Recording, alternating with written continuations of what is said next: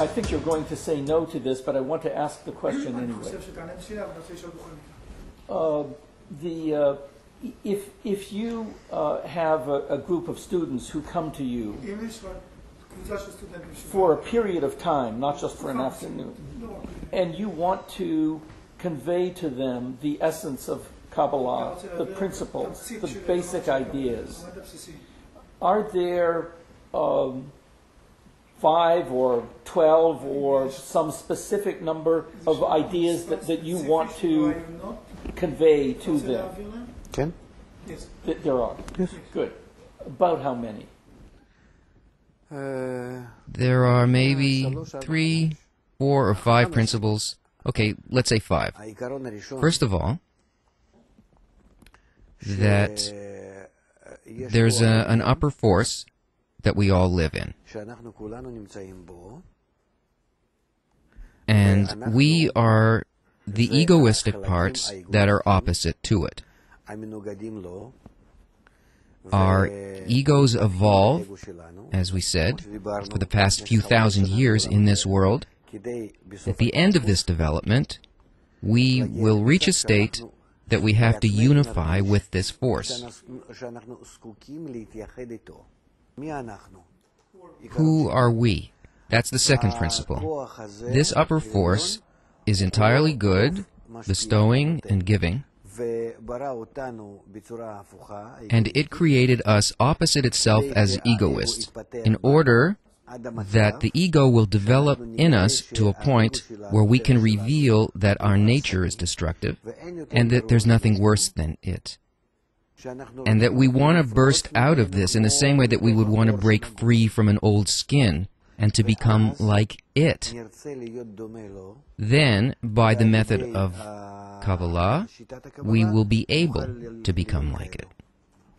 The third principle, we are one soul, one egotistical desire that was created by the upper one as one desire, the desire to enjoy. And we were shattered into thousands and millions of parts called individual souls. And they are what develops during this whole process.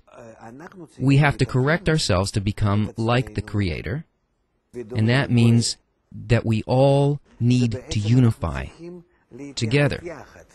All the souls have to come back into one soul together. Really, in the egotistical manner in which we are divided, we hate one another. And our correction is to be the opposite, that we should see that our ego is destructive and that we want to connect back together. The fourth principle, when we reach the immense destructive ego of our times that's starting to appear, we see just how bad it is. There are now 2 ways.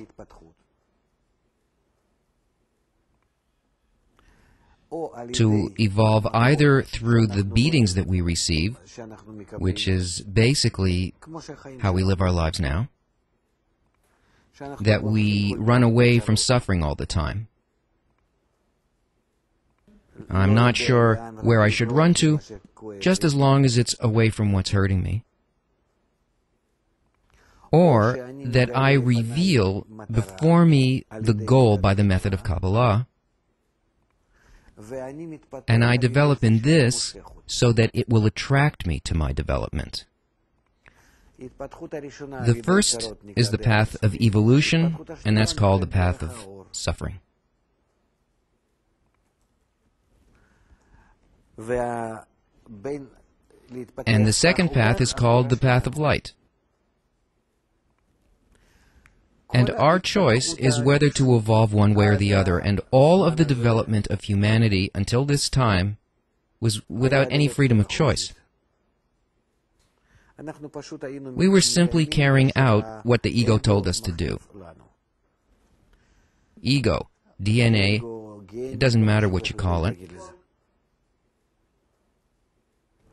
Rather, people now have a desire that is for something beyond this world.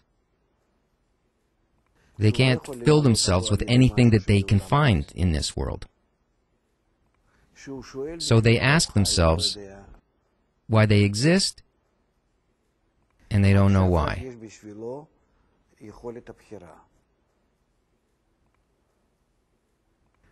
Now they have the freedom of choice, either to continue in the path of suffering, like they did before, by getting punishment, or they can evolve towards the goal that is drawing them. The path of spiritual development, the minute that one discovers the wisdom of Kabbalah,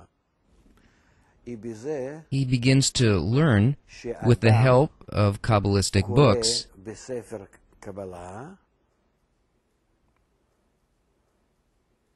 about his more corrected and his more advanced state. And then, when he reads about it, he's drawn to this advanced state.